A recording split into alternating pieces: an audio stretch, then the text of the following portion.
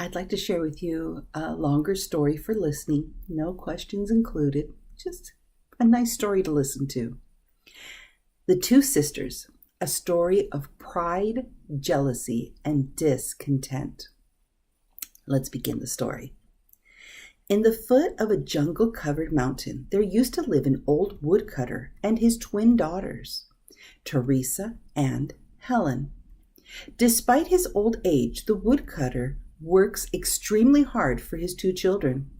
Every day he would take his axe and cut huge trees or gather small sticks from the jungle floor to sell in the village nearby.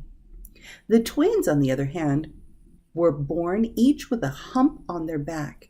However, both were blessed with beautiful faces and smooth, delicate skin. But despite being twins, the two girls were extremely different from each other. Teresa, a sweet-natured, loving, and helpful to her father. Every day she would take the pail and draw water from the nearby well. She tends the family garden and untiringly feeds their ducks. She would cook for her father and sister every single day and make sure their hut is clean. She loves to hum around the house.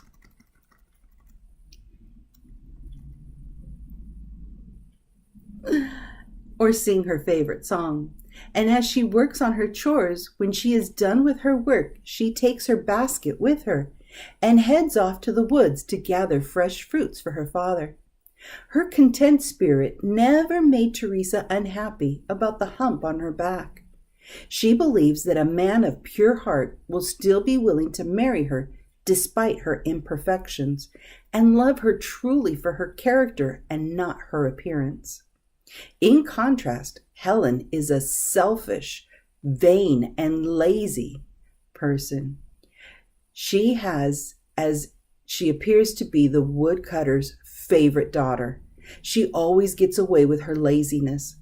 Every time the two sisters are told to catch fish from the pond, Teresa wades into the muddy water with her net while Helen idly sits under the tree, endlessly complaining about how the sun is ruining her fair skin. She would refuse to come near the muddy water, nor touch the fish-filled pails. But every time they came home, their father would never scold her for not helping out with the chores. Helen grew up believing that a beautiful girl like her should never be doing any of the hard work. Despite the unfair treatment, Teresa's pure heart had always taught her to love her sister dearly and take care of their father faithfully. She continues to do her chores every day with pure joy and contentment. One day their father was very ill and couldn't go up to gather wood in the jungle, so he decided to call his two daughters. As he lay on the straw mat, Teresa gently fanned him with a palm leaf while putting a damp cloth across his warm brows. In one corner of the room, Helen crossed her arms as she proudly turns up her nose and complained of the disagreeable smell of the herb concoctions prepared alongside their father's cot.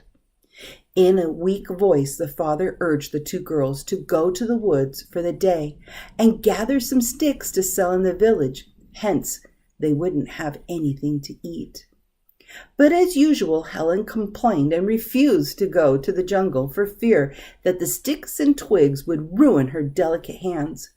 She argued about how dangerous the jungle is for a pretty girl like her, but Teresa offered to go up to the jungle alone, claiming she is not afraid of snakes and tigers and that she could gather enough sticks to sell to the village, as long as Helen would take care of their father while she was out in the jungle.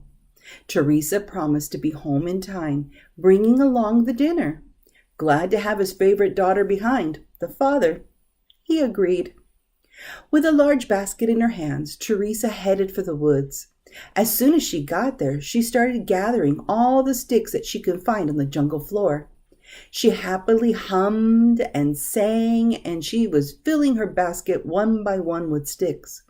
When her basket was half full, she went deeper into the jungle and searched for more sticks until she reached a place filled with so many twigs and broken branches lying around. Delighted, Teresa quickly gathered everything that she could think of, and she was thinking her father might be happy with all the sticks that she would be able to sell in the market.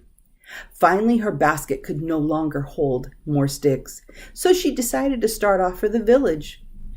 But when she looked around, she realized she was in an unfamiliar place in the jungle, a part she had never been to before. Realizing that she was lost, Teresa tried to find her way back. But the more she retraces her steps, the deeper she goes in the midst of the woods.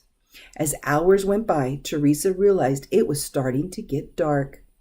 With a basket full of sticks in her hands, she continued to try to find her way home until darkness engulfed the whole jungle.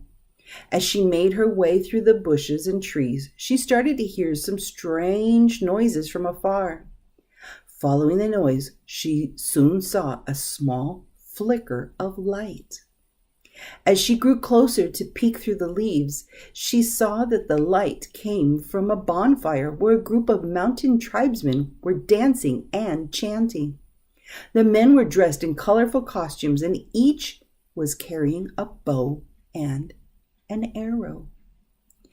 Fascinated by their singing and dancing, Teresa decided to watch a little longer. But to her surprise, one of the bowmen saw her, quickly leaped from the shadows, and began to grab her. As the tribesmen led Teresa to the rest of the group, the chanting and the dancing stopped. Seeing a very beautiful girl with a hump on her back, everyone gathered around her with curious eyes. Soon their leader came forward and demanded that the girl should be tied up. Fearing for her life, Teresa pleaded to be released. When asked what she could offer in exchange for her freedom, well, certainly Teresa wouldn't want to upset her father by giving up the basket of sticks. So she offered to sing them a song. Surprisingly, the leader agreed and promised her that if the song will delight his tribe, he will let her go. Quietly, the bowman waited while Teresa cleared her throat. She decided to sing the same song she hums around when she does her chores. She took a deep breath and started to sing.